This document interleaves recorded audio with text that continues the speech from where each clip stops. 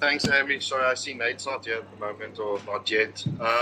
Yeah, Aphelele, just, you had another wonderful weekend this past weekend against Glasgow. I think it would be tough to argue against the statement that you are currently experiencing some of the best form of your career, at least up until this point. Could you maybe give us some insight into what drives you currently, how you've been enjoying your rugby as of late, and, some of the hard work you've been putting in behind the scenes and what that entails? Yeah, good afternoon. I think what necessarily drives me is just wanting to be consistent in my game. Yeah, and just being able to enjoy my rugby. I think that's the simple way to put it. And like every time I get the ability to train and everything, I train every different parts of my game. And yeah, like you said, hopefully those when I train that I can apply it on game day, and I think currently it's going well.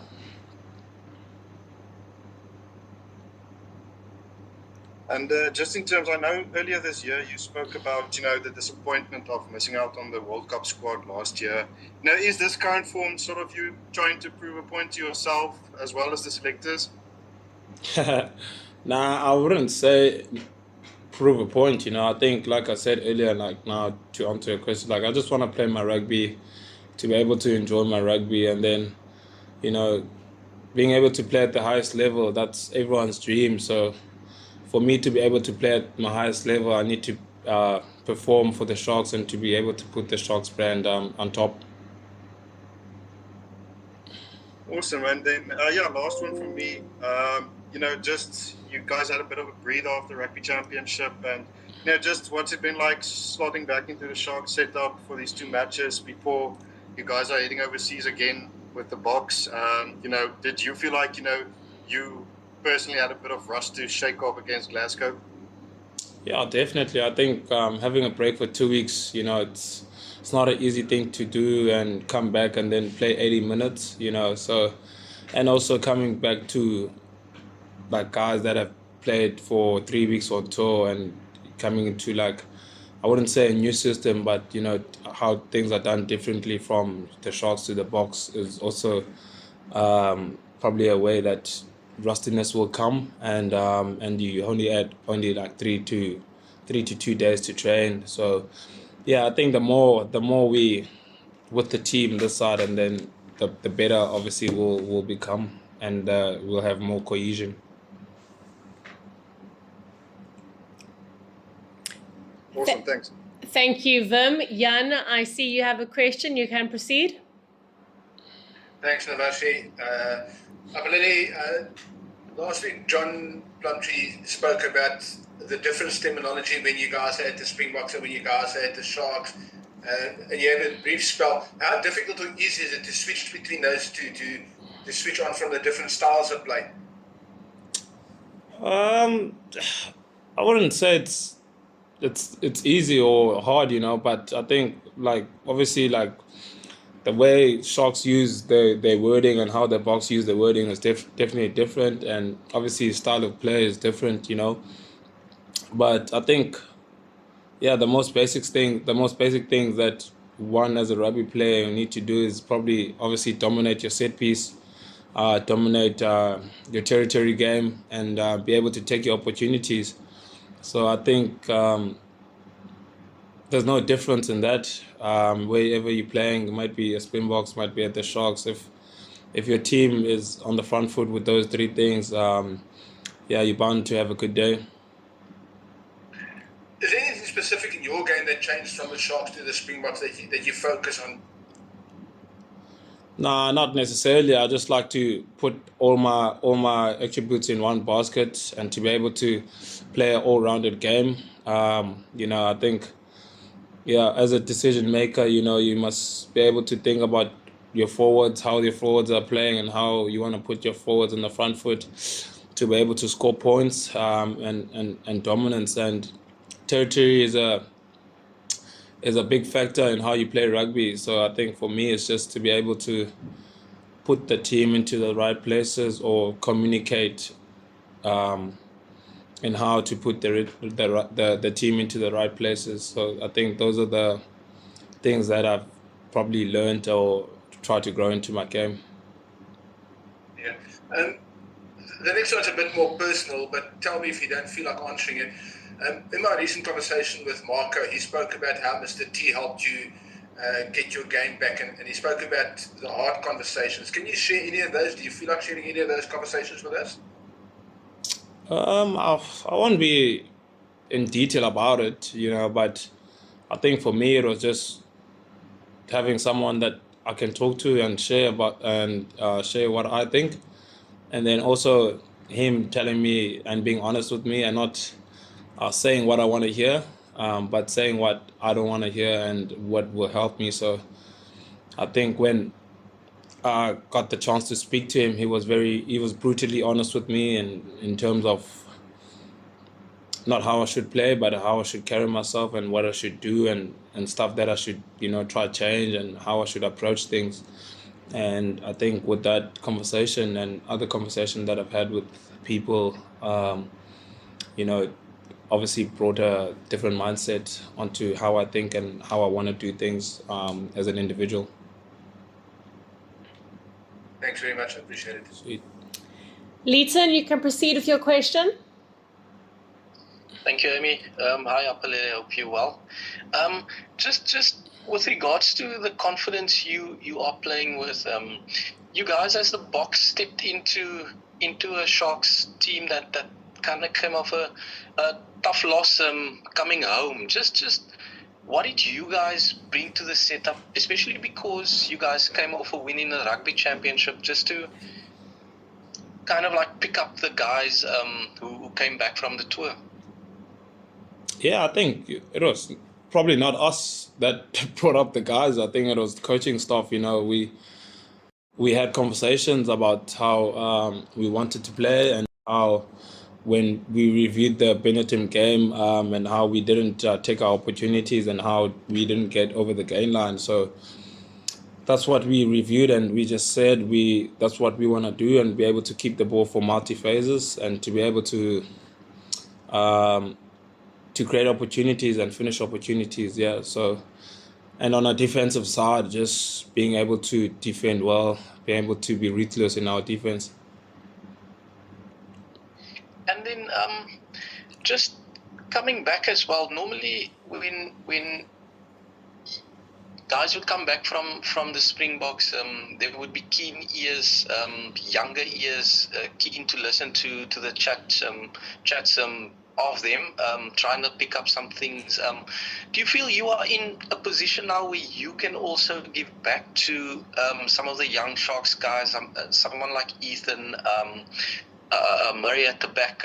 Do you feel you can give back? I don't know. I'm still a youngster as well myself, but I think I've been around the block for quite a few years now. So yeah, I think a few encouragement words and or advice or about the game is anyone can do that, and obviously it's up to them to be able to take what I've said. But for me it's not about bombarding like these youngsters about what I've learned or what's happening at the box. For me it's just being able to take what I've learned, the crucial parts of the game that I've learned, and just bringing here the Sharks and not trying to change how we as the Sharks brand are, and but just putting those putting emphasis into those small crucial things that I've learned. And then just, I know you love to put the wingers into space, Mapimps and some of the other guys, but were you working on Mapimps's left foot grubbers a bit since you guys came back? What did you make of that neat little kick he put ground through? Nah, special player. I think, like you said, I think he definitely trains that quite a lot. He's a versatile player. He's not just a finisher or a person that just wants to die with the ball. He sees space. So I think he's very versatile, and yeah, he's a fantastic bloke as well. just lastly from me, Rusty announced his squad now. It's before your final game. Does that take a bit of weight off your shoulders, knowing that that the squad is out? You can actually focus on your game, and you don't have to worry about, am I going to make it? Am I not going to make it? And you're obviously very happy that you are included in the end of your squad. Oh, am I? Yes, you Oh, are. nah, thanks for letting me know. Yeah, I wouldn't say, I'm a very like one driven person, I focus on what I need to do the next week. So I don't like to think too far about what's going on around me, what the people are saying. I think I'm still here at the Sharks for another week, like you said. And like I said earlier on, I just want to put this, not me, myself, but like us as a team, we wanted to just put Sharks at the best possible position when we come back as a whole squad. So, and then obviously like once I'm gone is just switching to the November test and being able to focus on that and not thinking ahead. Thank you, Leeton. Thank you. Congratulations. Morgan, followed by Simnakiwe. Thanks, Sammy. Hi, Aphelele. Hey, Morgan. Aphelele, you guys, of course, had a good win on the weekend now against the defending champions. And needless to say, it was quite a brutal game. The team loaded the Scottish internationals. But this week, you guys are facing the previous year's champions, which are loaded with Irish internationals. How do you guys tune in for this? Or is it a matter of just banking the moments after the victory or the defeat and just hitting a reset button on Monday morning?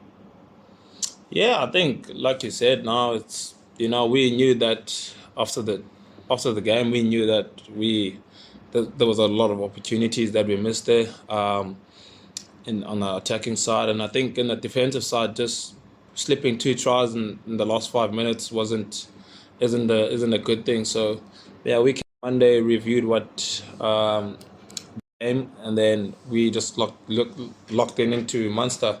We know that Munster is a quality side with a lot of internationals. They want to play like a quick, controlled game. So yeah, we did our reviews and we also did plans on how we obviously want to stop that and how we want to implement our game and create opportunities for ourselves as well. Thanks, Aphelele. All the best. Sweet, thank you. How's it, Aphelele? How are you, bro? No, okay, thanks, man. Listen, I need to get this elephant out of the room. I read a piece last week which suggested that for a while you were playing with your Bok jersey under your Sharks jersey, which should be quite warm in Durban given how humid it gets. Yeah. Is there any truth to that? Nah, that's not true. I didn't play with my Bok jersey underneath my Sharks jersey. But what I can say is that I played. It's called a body warmer. I think that's what it's called, or skins. That's what I played with, which was obviously green, and everyone has something to say about it. But yeah. But it wasn't it wasn't you thinking about the box while you were playing for the Sharks, hoping to get back. It wasn't one of those. It was just a body warmer. Nah, it wasn't one of those things. That's the only body warmer that I got, so that's the only thing I could be able to wear. I wore it every game. Okay, I see that you had no idea about the squad, so it might be a tricky sort of squad question. If there is such a thing as an incumbent in the Bob team in a position, I thought obviously you were getting into a nice rhythm, sort of getting into the starting line and whatnot. So when a guy like Damian Phillips is back into the squad to add to Billy as the other guy that you're playing against, how do you sort of try to focus on yourself instead of kind of like looking at Billy's on 90 odd caps and Damien was was probably the incumbent, towards the end of the World Cup? How do you sort of narrow down your focus? Yeah, I think it's simple for me. I think everyone has trust in Russ's plan. I think for us as players, it's all about being able to trust that and being able to do what you're required to do in terms of like your job. I think if I play or Damien plays or Willie plays, me and Damien, we have a different job, which is a job to prepare Willie very well for the incoming test that he's gonna play. So, and I think that's the same with anyone who plays or who doesn't play. So I think we're a unit that really wants to work together, and we don't play for, I guess, ourselves and in everything. We play for South Africa. Some people play for their families, and we play for the pride of the Springboks. So competition is a good thing. Healthy competition is a good thing, because it brings the best out of an individual. So I think, for me, I think I can speak for the rest of the guys, is just being able to trust Russ's plan. Right, last one from me. Just out of interest, within the Springbok setup, you've just mentioned all three of you in terms of whoever plays, and the other one's job is to make sure that you get that player ready. What are your considered differences as players? This is you, Willie, and Damien, in terms of what you bring into the team. As in, if you're playing it this weekend, if they pick you, what are they going for? If they pick Damien, what are they going for? Etc. etc. Jeez, that's a hard question. But yeah, I don't know. Like, honestly speaking, I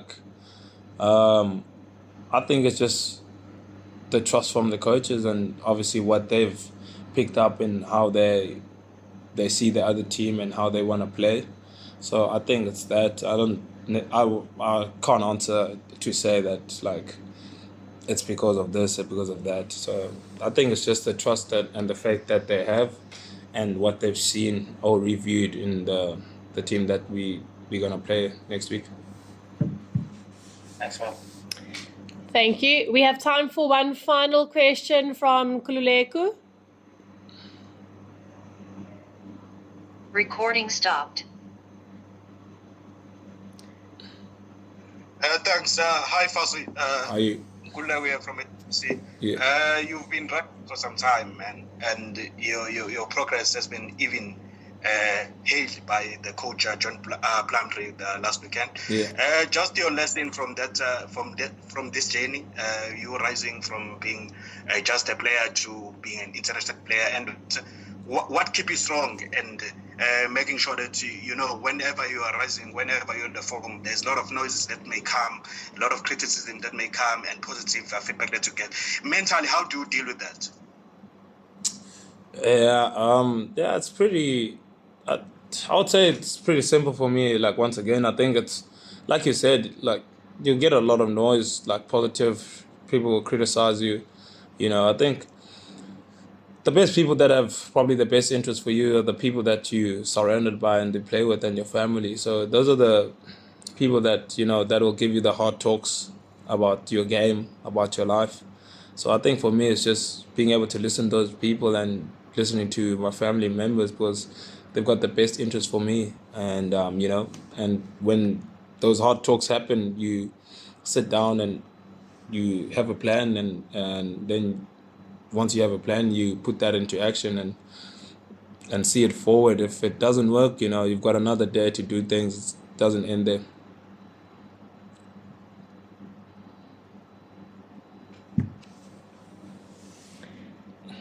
Media, thank you so much for joining us for this afternoon's Hollywood Bet Sharks player interview. Again, apologies for the technical problems. We hope you